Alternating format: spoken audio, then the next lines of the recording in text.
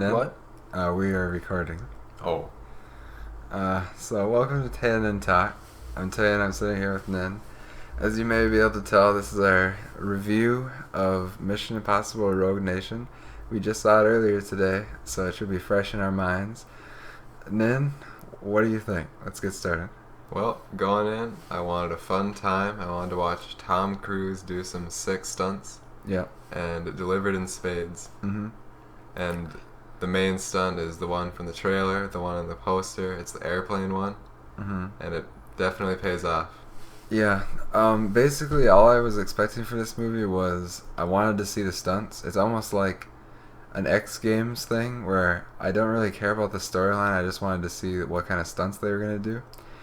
And I actually was expecting the storyline to be terrible and the acting to be terrible. I just wanted a good stunts. What did you think? Were the storyline and acting good, or what? Storyline first. Storyline, it definitely moved along quick, and it was engaging, but it was held back by a mediocre villain, and the storyline wasn't really anything new. Yeah, the typical spy storyline. Yeah, the spy storyline was Ethan Hunt suspects that there's an evil organization out to get him, and it sounds exactly like James Bond Spectre, to be honest. It doesn't feel very original, or I don't know. Wasn't that kind of like Skyfall too? Yeah, and also, I mean, the original show as well, I'm sure. I was reading, and the anti-IMF was a big part of the show, apparently. I'm not sure if it's true, but I don't know. The storyline just was pretty average. It kept it together to have all these epic set-piece action things. Yeah. Just to go from one to the next. Uh-huh. It's really fast-paced, and the scenes with action are great, but the scenes without action, I didn't really like. Yeah, they're okay. I think there's like no dialogue in this movie that isn't related to talking about the plot, explaining the plot, or like explaining something that's going to happen, or... But then again, we are in the 5th movie in the franchise, so they're probably not going to do too many character deep moments with Tom Cruise. Yeah, I mean, I realize it's not that kind of film, but it did... The dialogue didn't even seem important. It was just like... It was so important that it became unimportant. Like, it was explaining the plot, but I didn't really care that much about the plot. And also, we gotta talk about the new character. What's her name? Like, Isra or something? I know her name by heart. It's... let me see. It's Rebecca Ferguson. Ilsa. It's basically... These movies are like Bond movies. There's a new female actor in every one. Yeah. And I would have to say that she is the yin to Tom Cruise's yang. Wow. What a brilliant reference. Yin and yang. Because they kind of balance each other out. Okay. Moving on. Yeah, she's pretty good. She reminded me of Furiosa. What? No. Yeah. Okay, no comparisons to Mad Max till the end, please. Okay. But I'd say she's a one-dimensional character. Maybe two-dimensional, but not really. It's like, it's so average, I just couldn't say it was good or bad. She was pretty good. Better than average, though. I mean, you know? Yeah, definitely better. Slightly better than average, but that's only because the average is so bad. Yeah, there's places it could have went, but it didn't go there, and it's relieving. Yeah? Now that we're in 2015, y'all. What do you mean? Just kidding. It was good, but let's see. I want to review the main stunts in here, because the first stunt is the stunt with the plane. That was awesome. And if you watch the trailer, don't worry, the entire stunt wasn't spoiled. Actually, the stunt was kind of pointless. Yeah, it was pointless. It was like, oh, okay, I guess that's a stunt. That didn't even have anything to do with the plot of the movie. I think they just used, like, whoever was trying to steal something from the plane was connected. Yeah, I don't know. It's pointless, but it was awesome. And then my favorite... Okay, well, then there's a water stunt. What did you think of the water stunt? I thought that was really cool. Yeah, it was cool. It was Tom Cruise underwater, and he held his breath for a really long time, and it was intense. But I felt it could have been edited a little better to make it cooler, but it was still pretty cool. Yeah, Nin's describing... He was telling me about this, that it's edited interlaced with some of the other secondary characters, and he felt that if it stayed with Cruise the whole time, it would have seemed even more suspenseful. But you could say that since it cut away, you didn't know what was happening. And it also made the scene feel longer, like he was drowning. The reason they showed the other characters was so you could keep up with them, so you know what was going on. Yeah. But I also think they could have had like some calm, like in his ear, and he could hear what they're doing. Underwater? Maybe. Yeah. No. Or something like, because I felt like cutting away from that kind of ruined it. Yeah, a little bit, but I thought it was really suspenseful, and I thought there was actually really great acting from Tom Cruise in that scene. How? Well, it's a spoiler to just say why, but I thought he had great acting in that scene. Okay. This, the part where he,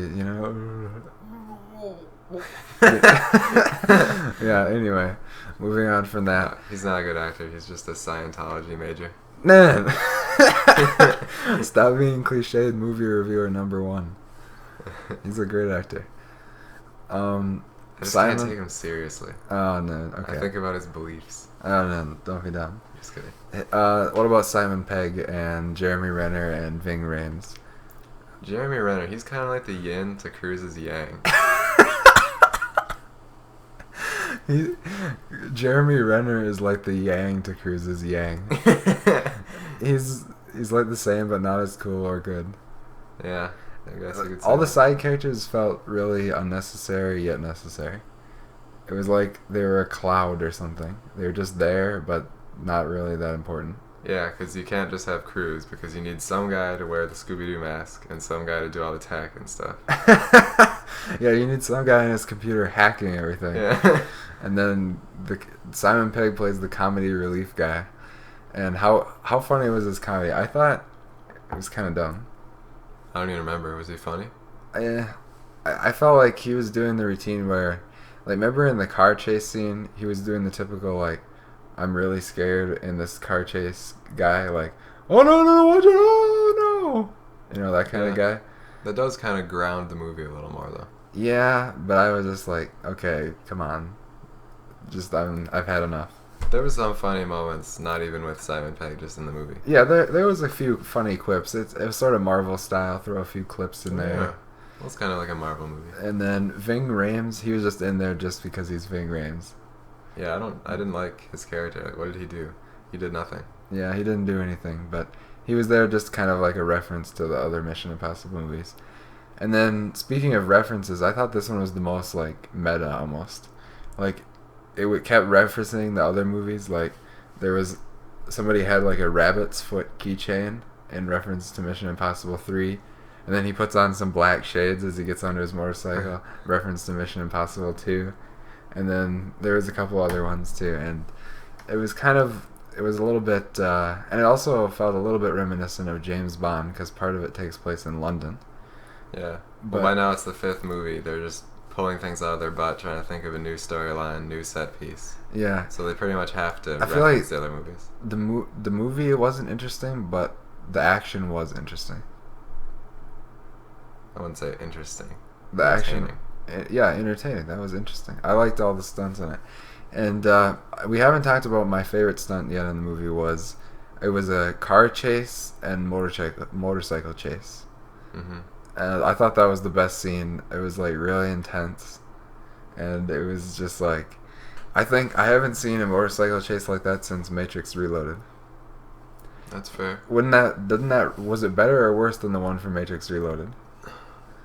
I think Matrix's was better. Really? Because that was like the main, like, awesome set piece of that movie. Yeah, it was. It's hard to beat it. But as far as just the motorcycle part goes, it looked like they were driving so fast, and you actually felt like, I actually felt like they were gonna die the entire time. Oh yeah, I was actually scared for their lives. Yeah, because usually they're not gonna die, but in the water scene and in the motorcycle chase scene, I felt like they were all about to die. Even though I knew they weren't gonna die, it felt like, oh my goodness, they're gonna die. Mm-hmm. Because it was like a close shave, Yeah. And there was one scene where, like, Tom Cruise was going on his motorcycle and his knee hit the ground at a super high speed. Oh yeah, that looked so real. It looked so real to me. Yeah. That had to hurt. Connor mentioned that he thought maybe that was unscripted. Yeah, I might have been because believe that. in the trivia on IMDb it states that he was injured 6 times during filming. So that'd be kind of interesting if that was unscripted. Yeah. But what about like I felt like the ending action was there an ending action scene? I'm already forgetting. And Yeah, I there saw it was, like, earlier today. It was a foot chase. A foot chase. Okay, yeah, because that didn't seem very memorable to me. Also, interlaced throughout the movie, there's some pretty good fist fights. Yeah, the fighting was pretty cool. Like Ilsa's character, she, Ilsa? Yeah, Ilsa. Who's Ilsa? You know, Let It Go, except Ilsa. No, her. Oh yeah. Oh, her name was Ilsa. Okay. Yeah, her fighting. I liked her fighting. You did? Because she was like the opposite. I gotta disagree with you. She was the opposite of Black Widow. I was just gonna say I gotta disagree with you because it was the exact same thing as Black Widow. There was only a few Black Widow moments, like it's 2. Why is it a female fighting action star has to mount you with her legs and then snap your neck somehow? I was thinking about it. Like, think how stupid that would look if it was a male. He like gets on top of you and mounts you with his legs and like spins you. No, I was thinking about it. It makes sense because if you're a female, you weigh less and they're more agile. Like, seriously, they are. They're more agile? Like, more flexible. Okay. So they have to use that to their advantage. Yeah. And Black Widow was just, like, ridiculously stupid, but this movie actually, like, sometimes you couldn't even, it wasn't as overused. She was just, like, punching people, kicking, and, like, kicking butt and stuff. Yeah, there's a really cool fight scene at the start with Tom Cruise where he's shirtless and he's, like, ripped and he's, like, shimmying up this pole. That was really awesome. And the best part about Tom Cruise in this movie is you always know it's him. He was like the best stunt driver on set. He did all the driving stunts for the movie. He drove his own motorcycle. He flew his own on the side of his own plane. He did all of his own swimming and holding his own breath for 6 minutes straight. They were gonna get someone else to hold Tom Cruise's breath, but good quip, man. Good quip. Yeah, but it was awesome to know that Tom Cruise himself was doing all the stunts and it wasn't like CG or a stunt double. I also liked how Simon Pegg did all his own stunts. Oh, he yeah. Screamed and he just pooped his pants. Yeah, he was a pretty good character. Oh, there was a cool opera scene in this one. So they had to visit this opera house for various reasons, and okay, the coolest part to me was there's assassins in the opera house and they use guns that are made out of instruments. I thought that was pretty awesome. They like take apart their instruments and they put the bullets in the chambers and like musical instrument. Like an oboe or something, except for it's actually an assault rifle. Yeah. That was awesome. And then that scene was really great. You should look out for that one when you see it. What else then? How would you rank it in as far as in the best in the series, or where would you rank it? Definitely better than 2. Well, that's a given. I don't even know if you can count 2 as a movie. It's not that bad, but everybody knows 2 is a terrible movie. What about, would you say, was it better than 4 is really the big question. Well, I think 1 is actually a contender for best, too. Because 1 is the most iconic. Yeah, it is one of the more iconic ones. It's the freshest, too.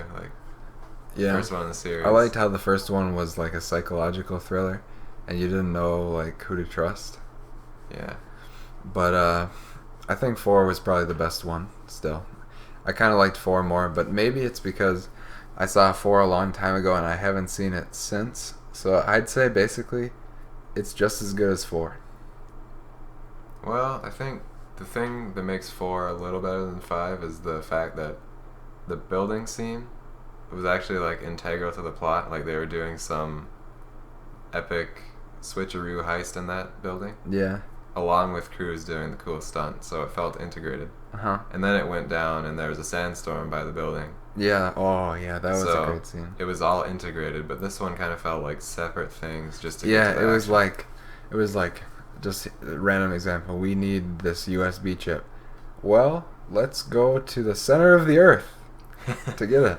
Well, maybe you just wanted to go to the center of the earth, and the plot. Then you wrote the plot to fit what you wanted to do. Uh-huh. But I don't know. I think 4 was probably better, personally, but it was definitely a really good movie. What would you give it for a rating then?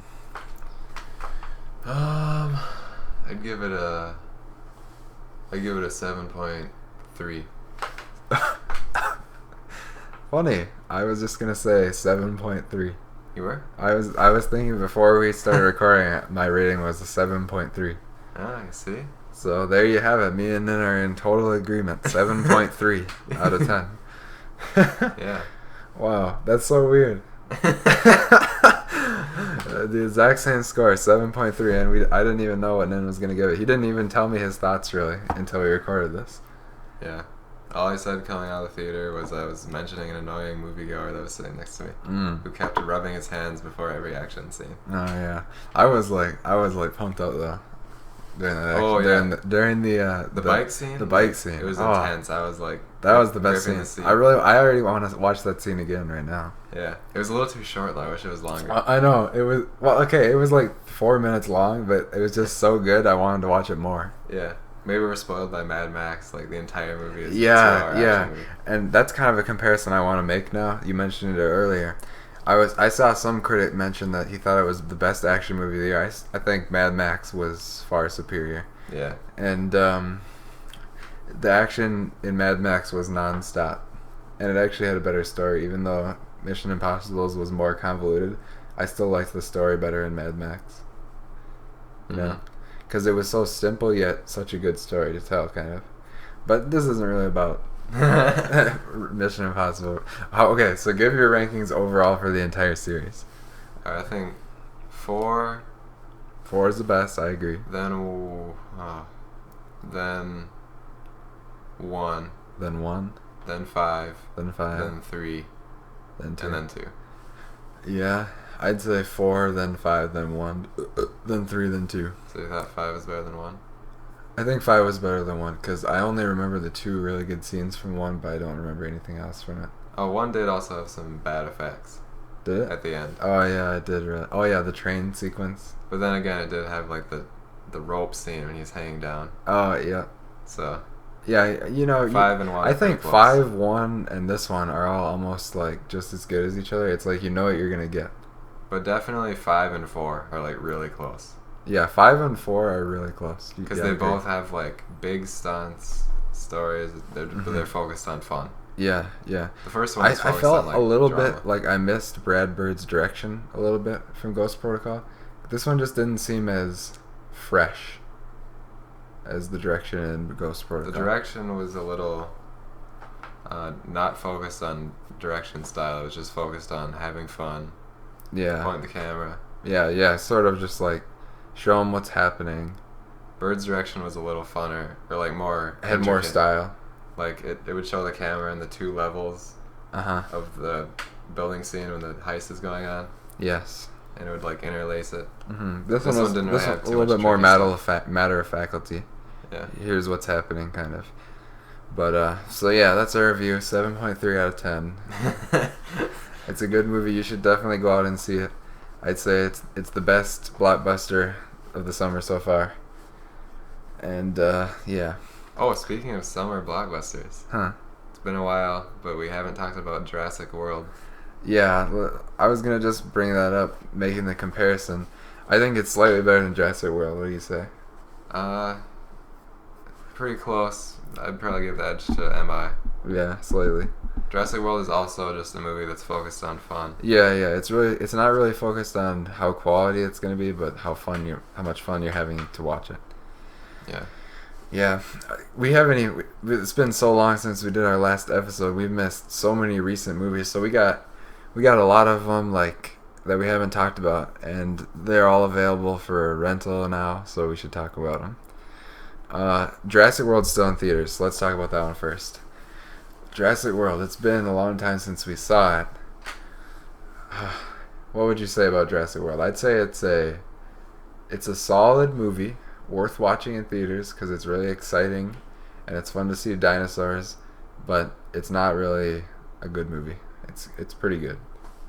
Yeah, I'd never say it's a great movie. I mean, if you're a big fan of Jurassic Park, it's probably worth seeing. Yeah, it's better than the other Jurassic Park sequels, but just it cannot hold anything to Jurassic Park, the original. Yeah, but because the original is a classic. It's one of my favorites, and Really? It's one of your favorites? It's one of my favorites. It's not. I wouldn't give it a 10 out of 10, but I'd give it an 8 out of 10. But it's still one of my favorites to watch, just because it has a lot of great scenes, and you just still cannot hold a candle to those dinosaur effects. Even to this day, they still hold up. Yeah. And Jurassic World was a... It's not going to hold up. No, yeah, it's not going to hold up. In 20 years, when you watch Jurassic Park, you're going to say it was amazing and perfect and, great. But Jurassic World will be like, oh, these effects, this is terrible. And just like the modern direction style, just focused on the CG. Yeah, it was like Transformers almost, like not as bad as Transformers, but everything was made out of CG. If you saw a plant, it's probably made out of CG. Yeah. And it's also got the iffy like romance between Chris Pratt and what's her face. I liked Chris Pratt and I liked Bryce Dallas Howard, but they just don't seem like they liked each other really that much. It's no Peter Parker Mary Jane relationship. Yeah, it can't hold a candle with the Spider-Man 1 from 2001. Yeah, so Jurassic World was pretty cool. If you're deciding whether or not to see it with your friends, and it looks like it might be fun, if you think it's gonna be cool and you're really excited for it, you'll love it. Otherwise, if you think it's gonna be bad, you'll probably think it's bad. It all depends on how you what you're expecting. Yeah, just watch the trailer. Yeah. Watch the trailer. If you think it looks good, then watch it. If you want to analyze the cinematography in the trailer and you don't think it looks good, then don't see it. Yeah. Oh man. So some other ones that we have seen that are out for rental. Okay, Inside Out. That one's still out right now. It's in theaters right now, I believe. And Inside Out is Pixar. It's one of the best Pixars in a while. I have skipped Cars 2 and Brave. I haven't seen either of them yet. I avoided them basically because the reviews were bad. I wanted to see them, but I wouldn't pay to see them, because the reviews are so bad. But I heard a lot of good things about Inside Out, so we went to see it a while ago. And it's definitely Pixar returning to form. Yeah. Yeah. It has classic Pixar staples of a fun and inventive storyline and good characters. Yeah, it's so creative. Yeah, it's so creative. Your kids will not understand what's happening because a lot of the references in the movie are like deep functions of the brain, like the train of thought, and like puns and different things, and how different emotions react with your brain. The kids will probably just think, oh, there's some fun characters going on. I don't understand what's going on, but this is fun. But I think it's great like Pixar where the adults will love it as well as the kids. There's definitely kid stuff in there too. Yeah, like the angry guy. Yeah. I love the angry guy. Yeah. One of the emotions is anger, and I guess he yells at stuff. He just yells at people. Yeah, because it's like all about the emotions of the main character, and they're represented by characters. And then it's like keeping track of your brain and trying to keep your emotions in check and all your memories and stuff. It's really funny, and it's a great movie. Is it better than the other Pixars? I don't think so, but yeah, I wouldn't say it's better than most other Pixars. Maybe like Toy Story 2 level. Yeah, Toy Story 2 is better, I think, though. Yeah. It's like Interstellar. It wouldn't be in his top 5, but it still is a good movie. It's better than Interstellar, but probably. You think? Maybe. Yeah, it's probably better than Interstellar. What's so funny? What's so funny? You're comparing it to Interstellar. Well, everybody knows when you're reviewing a movie, you could do some random comparisons. Everybody likes a good random comparison. Yeah, I don't know. It's like it's nowhere near like Incredibles, any of the Toy Story movies, or it's better than Ratatouille, though. I would say it's better than the Keanu Reeves Bogus Journey movie, but not as good as Rosemary's Baby. Oh yeah, it doesn't hold a candle to Rosemary's Baby. I'd say I'd put it in between the original Halloween and Rosemary's Baby.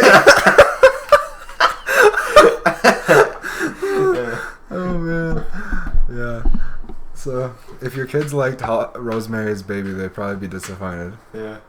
But all right, moving on. All right, I guess we can give our ratings for that one. I give it an 8 out of 10. Same. Mm-hmm. So if you haven't seen Inside Out yet, definitely go see that one. Okay, let's move on to some ones that are available for rental right now. I think one we should definitely talk about is Ex Machina. This is it's a sci-fi film, and it's set in slightly in the future. And it's about a guy who's like a billionaire, and he wants a guy to come stay with him at his cottage in the forest. And it's not exactly a cottage; it's more like a huge industrial mansion. Yeah, he's got like I said, he's a billionaire. He's basically the owner of Google in this storyline, and he's invented a new robot, and he wants the other guy to help him test it out. And I'd say it's a psychological thriller mixed with a philosophical sci-fi movie. Yeah, it plays out a lot like a sci-fi short story. Yeah. If I gotta be honest. Really? Yeah. Yeah, almost like it's got some like dialogue scenes where they're waxing about like the meaning of life and like what is the true AI and could you consider a robot a human and so on like that. And it's got Oscar Isaac as the rich guy. Did you say that? No, yeah, I didn't say that. It's got Oscar Isaac is the billionaire. He's a really good choice for the role. Oh yeah, he's cool. Oscar Isaac nailed the role. That was like it was creepy, it was funny, it was just, you always feel like he's watching you. Yeah, and it didn't feel like it felt like its own character too. It didn't feel like Oscar Isaac was doing Oscar Isaac. It felt like he was a character, but you didn't realize that till the end of the movie because it was so good. Yeah, he's a good actor. Almost Violent Year. Yeah, he's coming up right now, Oscar Isaac, and he's gonna be in Star Wars too. Might even win an Oscar one day. Ba-dum Chang. And then the intern guy, is played by the Harry Potter actor. Donald Gleason. Yeah, I think he played Donald Gleason. One of the guys in Harry Potter. I don't know.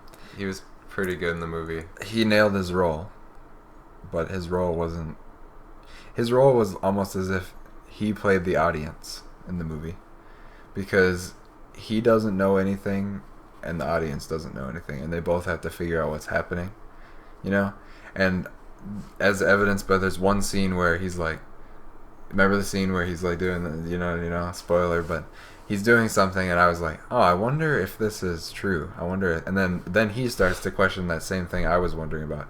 So he's almost like the catalyst for the audience in the movie, and he's really good. And then you've got Alicia Vikander as the AI robot. What did you think about her? She plays an emotionless being to perfection. She does her best Arnold impression.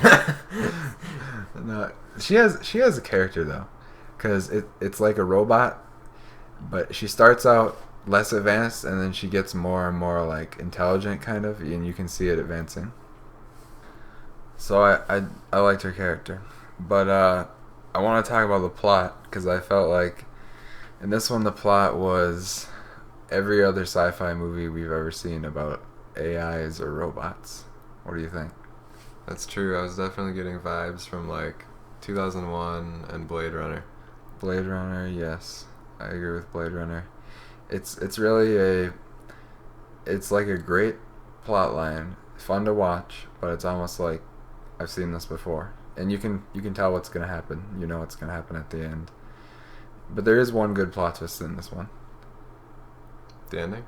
Yeah, there's a good end. No, not the end, but there is a good plot twist in it. I'm not gonna wreck it, but it's a good plot. It's a good movie.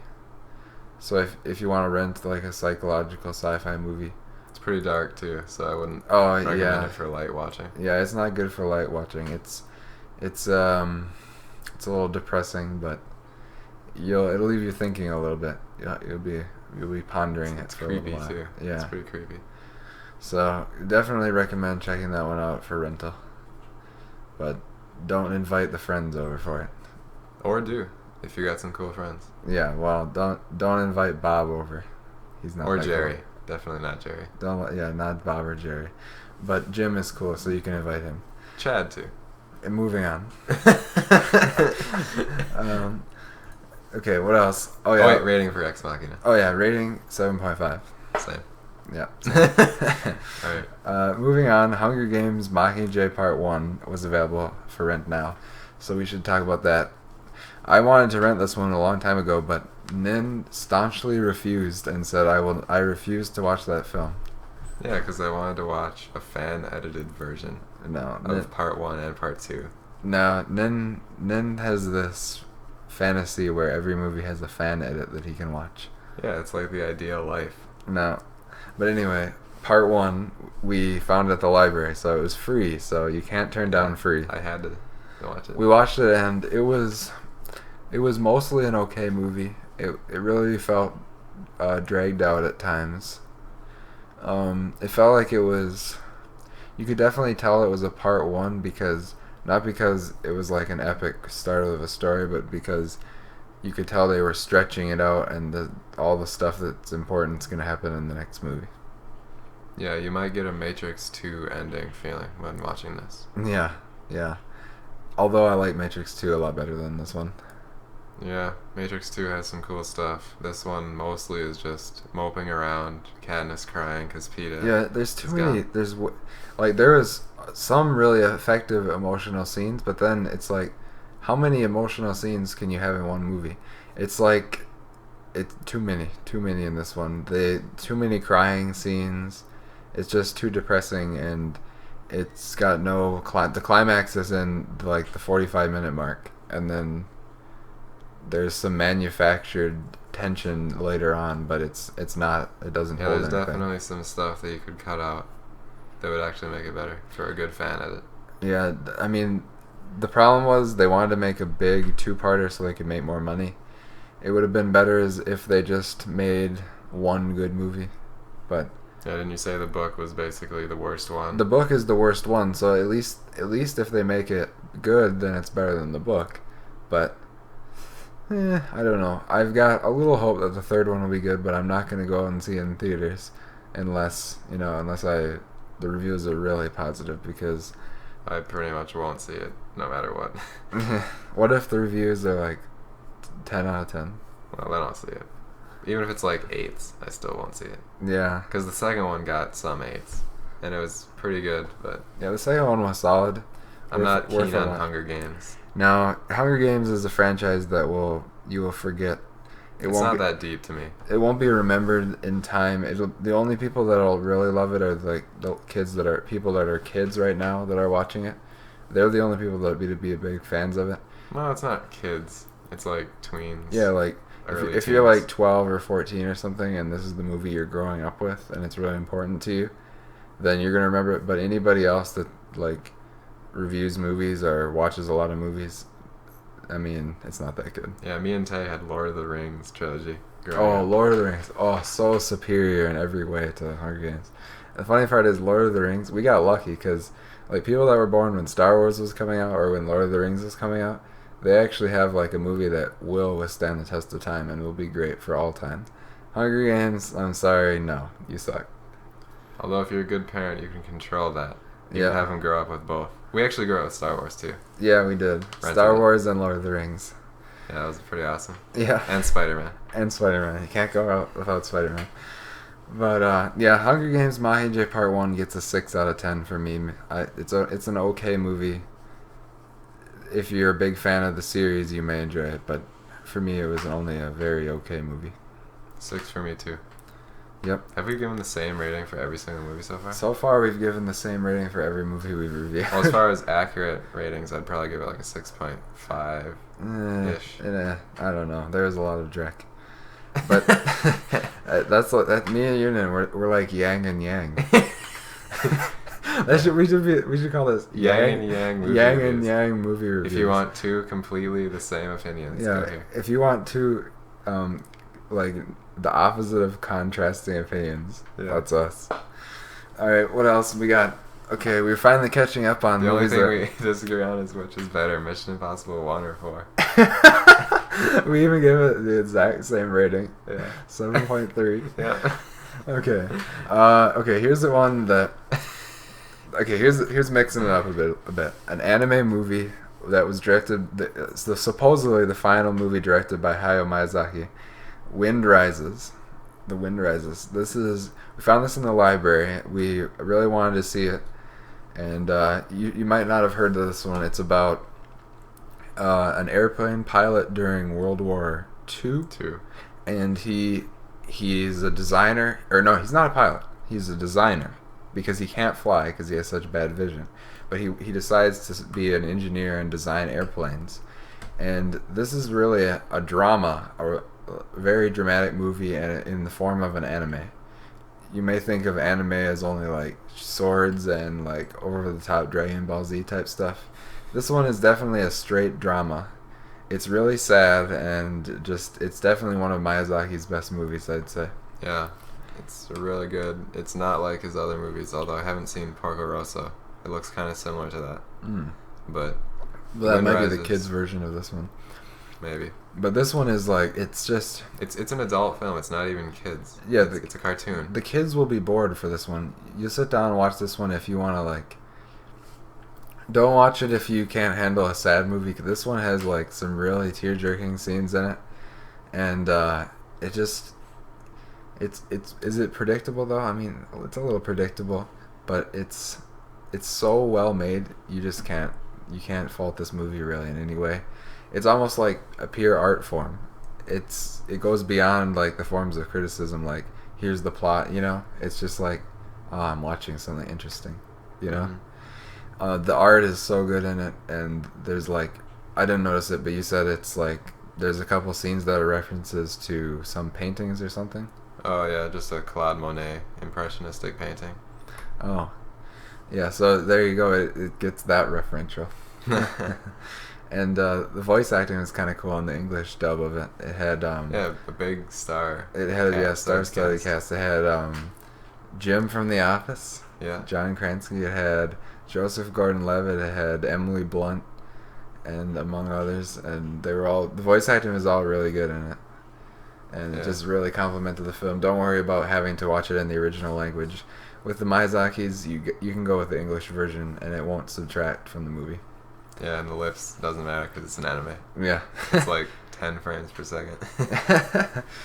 Yeah. You can't go wrong. If you like anime, I'd say watch The Wind Rises. Yeah, I give it an 8. 8 out of 10. I was expecting a 7. I was really pleasantly surprised. It was a great movie. It should have won Best Picture. Oh yeah. Picture. It was. This movie was lost to Frozen for Best Animated Picture, and that's just garbage. Frozen's good, but Frozen was like nowhere near as good as The Wind Rises. They probably wouldn't give it to Wind Rises because they already gave him one for Spirited Away. Well, I mean, he deserves it every time. His movies are so good. Miyazaki is up there with Pixar in my opinion because every time he comes out, he nails it. I wouldn't say quite up there with Pixar. Why not? Pixar is more diverse and more... Pixar is more known. But I don't think any movie in Miyazaki's arsenal compares to like Toy Story. Spirited Away? No, I don't His think movies are way more deep than Pixar.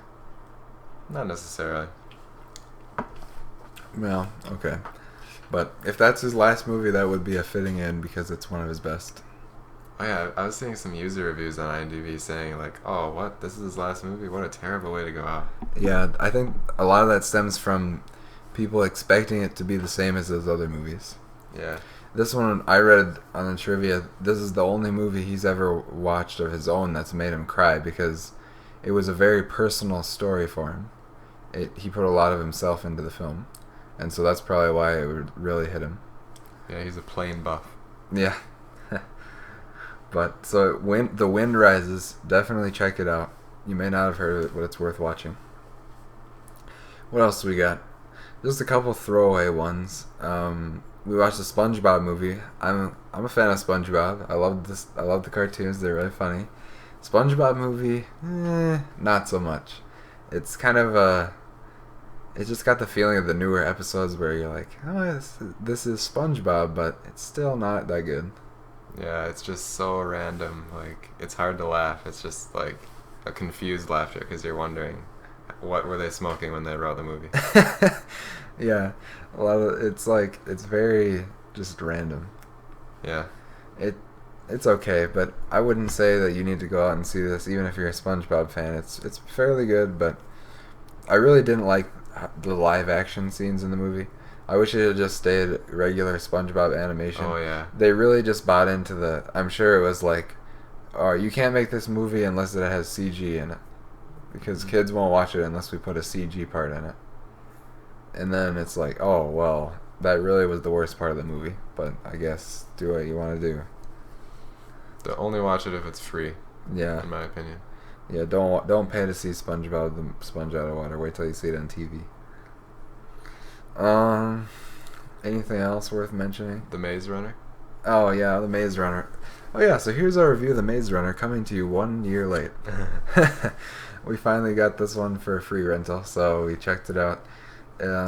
What would you? Is it Lord of the Flies? Light. That's fair. Yeah, it's an okay movie. It's kind of like Lord of the Flies mixed with Ender's Game. Yeah, it's like a premise movie. You've got a bunch of teens and they're trapped in this thing that has walls and they can't go out. It's a maze around them, and they send guys out to see if they can figure out the end of the maze to escape their trap. And so it's kind of like it's a premise. You watch it and you're like, oh, I wonder what's gonna happen. Oh, okay, that was fine. You watch it to the end and you watched it and then you moved on. I don't really want to see the next one either. I think the next one, I just saw that they released a trailer for the second one. Not really interested after the first one. Oh, and in this movie, I have to point out 2 black males sacrificed their lives to save other white males.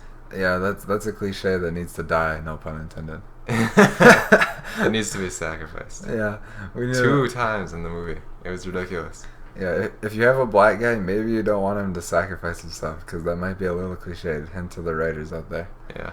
Yeah, but oh wait, is that a spoiler? No. Well, it doesn't matter. No one cares. Nobody cares. You've already seen it. I'd say don't really watch Maze Runner. I mean, go and watch Citizen Kane or something instead. It was fun.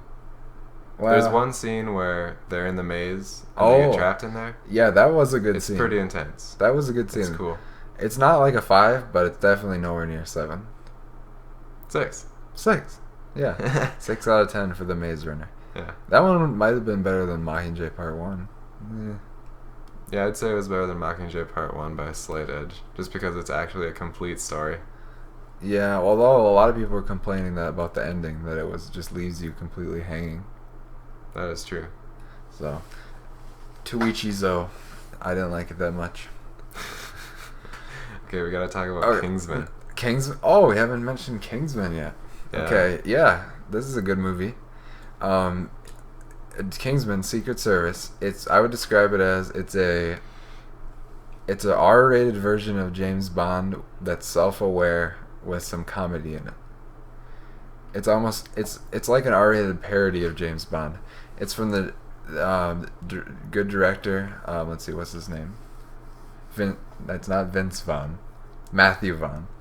It has a good direction style. It has good action in it. It has a fun over-the-top storyline with Samuel L. Jackson. And it just has a lot of scenes where you just can't help but laugh no matter what's going on. It's got a lot of mayhem in it. And the main guy is just like, he's a training recruit for the new... Kingsman, the Secret Service. The Kingsman, the Secret Service, yeah. And it's like a group of spies, pretty much. And, who's the main guy? Colin Firth. Yeah, Colin Firth. He doesn't stutter in this one. Oh, yeah, he doesn't stutter. Yeah, he really surprised me in this movie. He was really good. He had a lot of action scenes. I didn't expect that from him. It's kind of like a raunchy James Bond almost. I really would recommend it if you really like action movies and stuff that's over the top, and almost like a it's kind of like a cult movie. Yeah, it could become a cult movie. It'll be like one of those movies where like Joe Schmo online might say, "Oh, you have to see this movie. It's like a mainstream. It's so good. It's a 10 out of 10." And you watch it and it's like, "Oh yeah, this is good. This is a good movie." But it's only those vocal few that will be blasting it from the mountaintops. But I will be the one that's saying it was a good movie. Yeah. You know? And if you like action scenes and mainly just the comedy was like hit and miss for me. There's a lot of like There's actually some pretty cool action scenes, like one where they jump out of a plane and they're like they're falling, yeah. And then there's one with water, kind of like Mission Impossible. Yeah, that water scene was kind of cool, and I like the train. The main thing is kind of like I think I like the story arc in that one.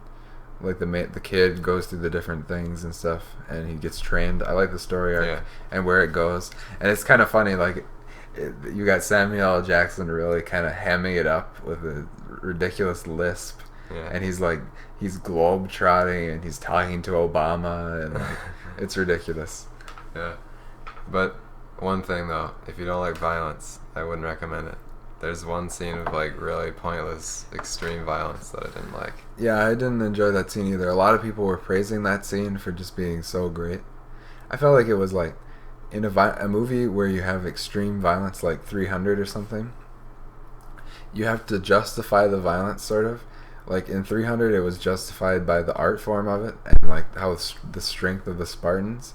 But in this one, I was just like, oh, let's test our signal out and then kill a bunch of people.